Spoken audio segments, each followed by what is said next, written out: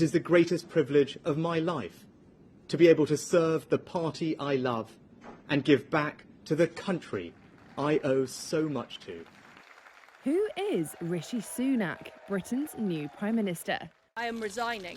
After Liz Truss's chaotic 6 weeks in charge, We have made mistakes. Boris Johnson's aborted comeback mission, and Penny Mordaunt's failure to secure enough Tory backers, Rishi Sunak is there. 42-year-old Sunak is now at the helm of a country desperately in need of some stability. Let's take a look at how he got here. That means honesty and responsibility, not fairy tales.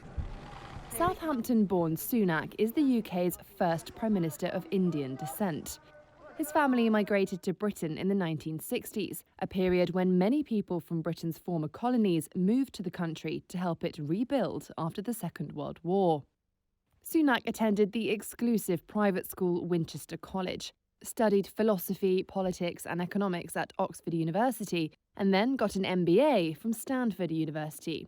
It was there he met his wife Akshata Murthy, whose father is Indian billionaire Narayan Murthy, founder of IT services giant Infosys.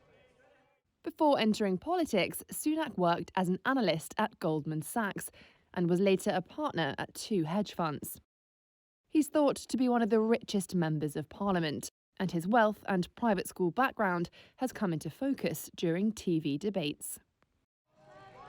Sunak was elected to Parliament in 2015 and had a swift rise within the Conservative Party. He campaigned for leave in the EU referendum. By 2020, aged only 39, Sunak was named Finance Minister by Boris Johnson. Delighted to be appointed, lots to get on with.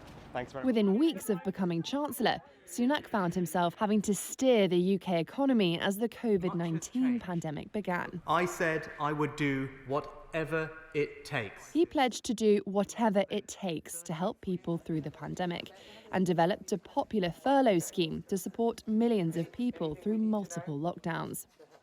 He was also behind the Eat Out to Help Out initiative to boost the struggling hospitality sector in summer 2020. That included waiting tables at a central London eatery. There we go. In April 2022, Sunak had to deal with the fallout of being fined by police for breaking lockdown rules in Downing Street in June 2020.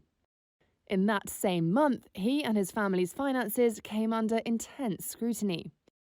It was revealed that his wife, who is an Indian citizen, had not been paying her British tax on her foreign income through her non-domiciled status. The status is available to foreign nationals who do not see Britain as their permanent home. She's always followed all the rules, paid all the tax in the UK that is due and paid tax internationally on her international investments. But she recognises this goes beyond just following those rules.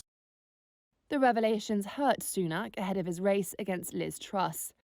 Sunak eventually resigned as Chancellor in July 2022, a move that contributed to the downfall of Johnson as Tory leader and Prime Minister. Hasta la vista, baby.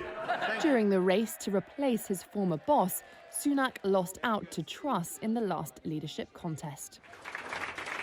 While some choose to label the multi-millionaire as out of touch, others believe Sunak is the person to bring some calm to the economy.